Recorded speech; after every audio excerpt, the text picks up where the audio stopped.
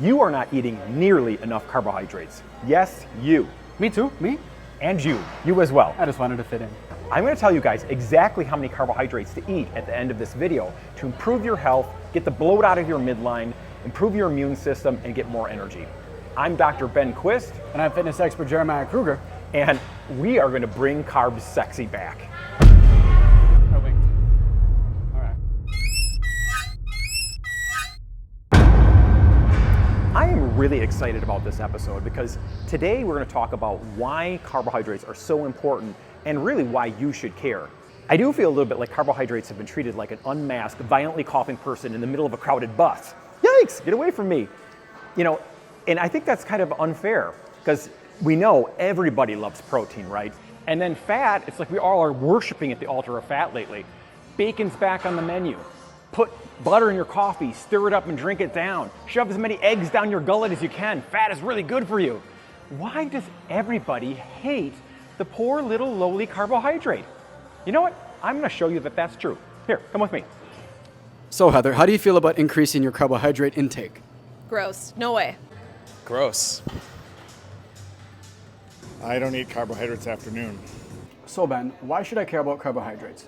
You should care about carbohydrates because carbs have the one thing its brother and sister macronutrients will never have. And that one thing is fiber. Fiber. Nice job, Jeremiah. Yes. Thank you. Fiber is so important to us, not because it feeds you and I, Jeremiah. It's so important because it feeds other things in our body. What other things are in our body? Well, it's a fun fact that you have several trillion different bacteria, fungi, and other microorganisms living in your gullet right now. I'm not sure that's a very fun fact. Regardless, it's these little buggers in your microbiome that eat the fiber. And unless you've been living under a rock for the last 5 years, you've been hearing about all the emerging research on how absolutely critical the health of your microbiome is to you and I. If you don't have a healthy microbiome, you're going to run into problems with your immune system, you're going to run into problems with your weight, inflammation levels, even your mood. And the weirdest thing that I have seen is that the bacteria can even communicate with you and affect your behavior. So when my tummy rumbles, that's those little guys talking to me? Yeah, totally, Jeremiah. And I think it's very important to listen to your gut. Guys? Hey guys? Skittles are coming. Guys? Ben, I can't hear them. You know, and it looks like it's not what does the microbiome do for us, it's what process in the body isn't involved in the synergistic relationship that we have with all these living creatures inside of our gut. It's really fascinating. Okay, it comes down to this. I really believe carbohydrates are the most misunderstood of the macronutrients, and I'm going to illustrate that with a little quiz. So, yes or no are the following carbohydrates: Skittles, Wonder Bread, black beans, brown rice, sweet potatoes. I'm stuck on Skittles. If you answered yes to all of those, you're correct. So this quiz really illustrates just how broad the category of carbohydrates really is. And this is where I think a lot of the confusion comes from. Most people just take all carbohydrates and lump them into one group, when really we shouldn't. Different types of carbohydrates affect the body very differently. Highly processed sugary Captain Crunch cereal is going to affect your body really different than an unprocessed fibrous carb like an apple or flaxseed. So we've established that it's good for you to eat carbohydrates. It's actually the body's preferred fuel source. And when we're talking about the types of carbohydrates that you eat, it's important to be selective. What we're thinking of are the whole food plant-based carbohydrates like broccoli, sweet potatoes, brown rice, not the sugary processed carbohydrates. Those are the ones you absolutely want to avoid like they're poison. Are you okay over there? Totally. So the most important thing to know when you're picking your carbohydrates is what fiber really is. There's two kinds of fiber, right? Actually wrong. That's a common misconception.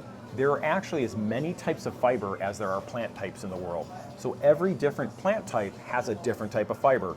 And just like you might have preferences for what you like to eat, and I might like to eat different things, all those different beneficial strains of bacteria and gut have different types of fiber that they like to eat. So it's really coming out in the research that it is the diversity of the different types of plant foods that you eat that's really one of the most important parts to having a healthy microbiome.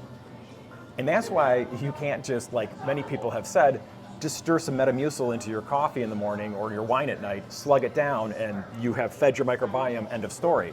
That is unless we get sponsored by Metamucil. Things could be different. So Diversity is important, and what I usually recommend for the people that I work with is that they try to get at least 30 different plant types in a week.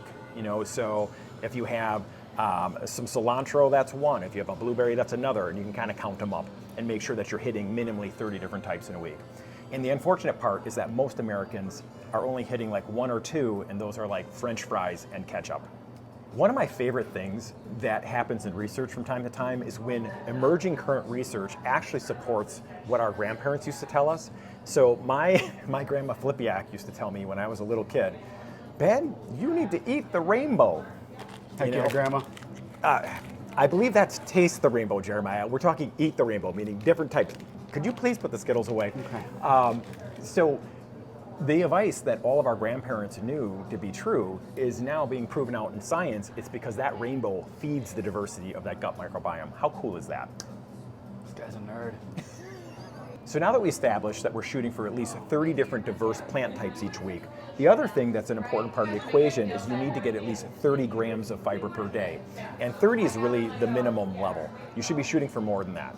I like to call that the 30-30 rule. We're going to leave you guys with this. Remember our 30-30 rule.